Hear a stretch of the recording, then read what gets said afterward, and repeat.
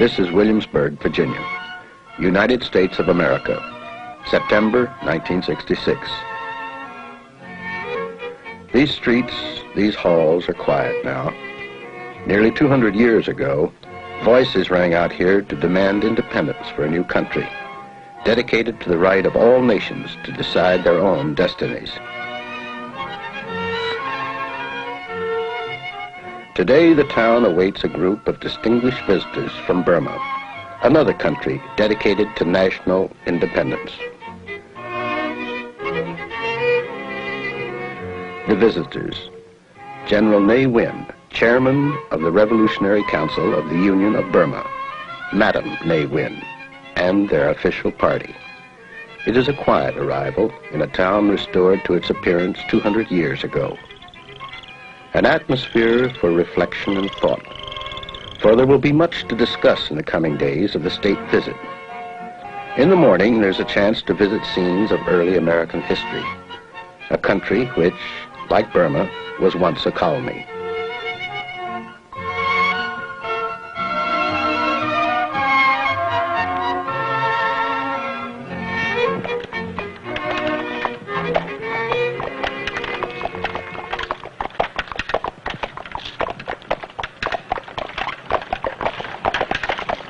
The quiet will not last for long, for the people of the United States are eager to greet the Burmese leader. For several days now, preparations for the special guests have been underway in Washington.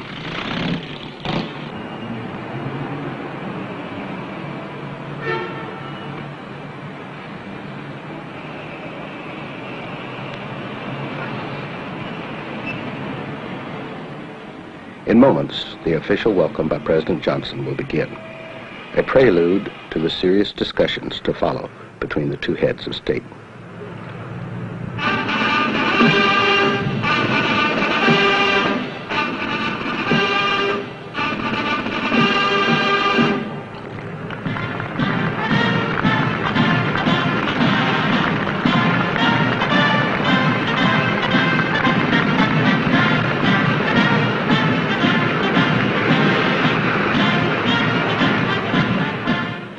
For the general, a full 21-gun salute.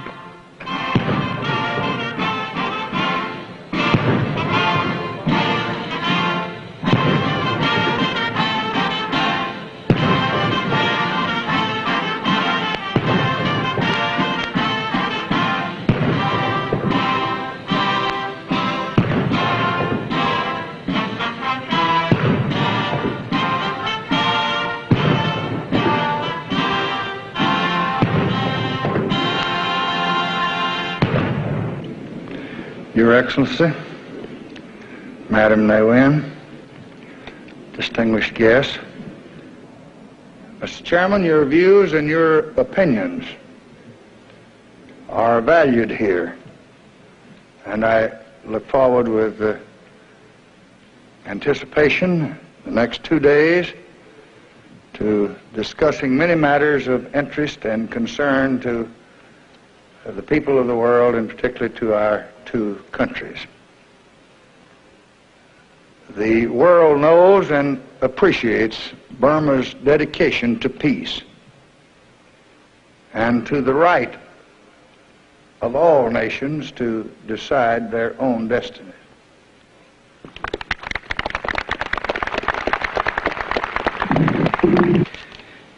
Mr. President, first of all, may I express to you and Mrs. Johnson and to the American people our heartfelt thanks for the warm welcome extended to me and my wife and the members of my party.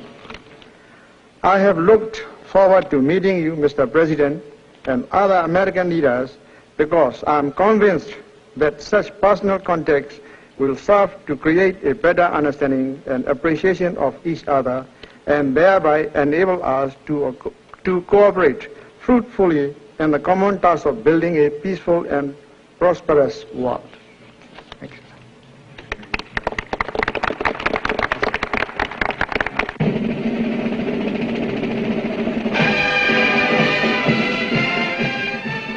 After the salute, a full dress parade through the streets of Washington.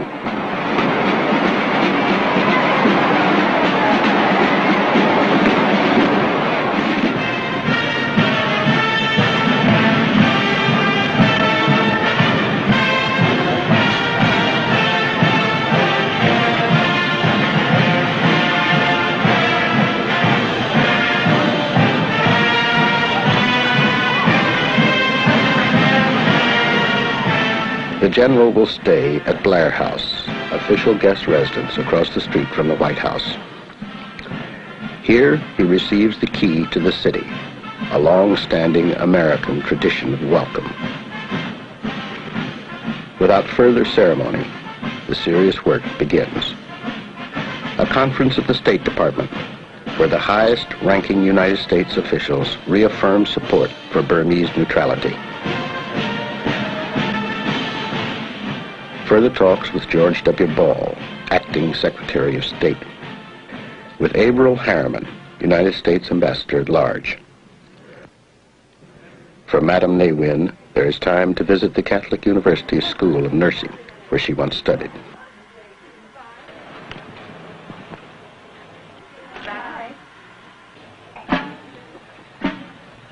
There is time for a tribute by the General to the tomb of America's unknown servicemen who died to help others live in peace.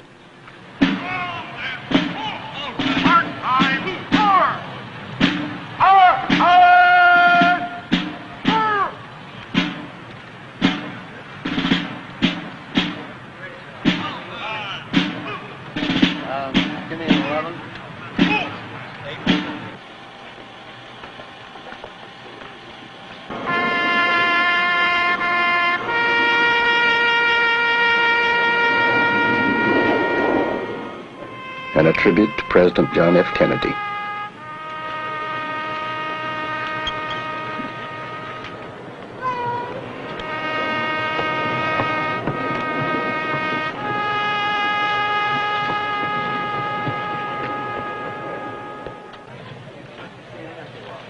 No, they came out now.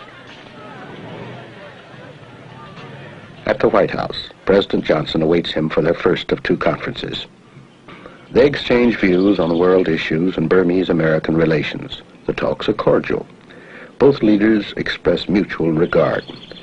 The General comments, "We have sought to build our relations with all other countries on the basis of mutual respect, of equality, of non-interference in each other's internal affairs." President Johnson adds, "This ultimate goal is one we both can share."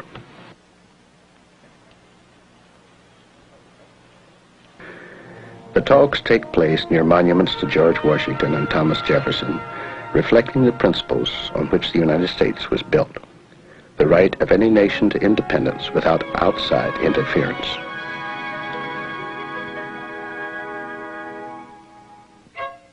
In between the serious talks, time for receptions and visits to renew old friendships and make new ones.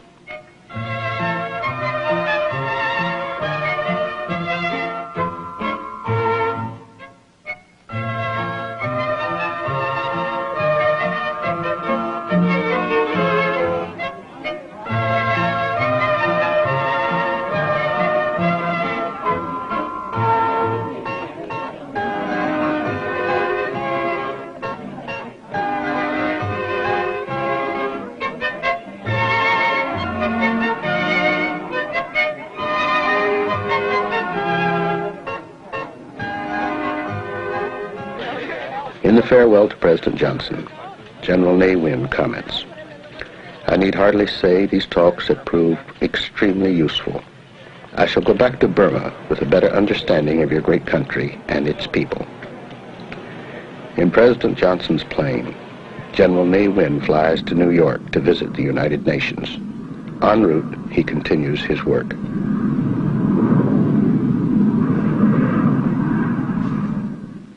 Burma's own Thant, Secretary General of the United Nations, greets him on arrival. As President Johnson has said, the Burmese consistent support of the United Nations demonstrates your country's dedication to peace and international order. The end of the official visit. A visit to promote international understanding in a changing world. An American welcome to the distinguished leader of the warm and friendly people of Burma.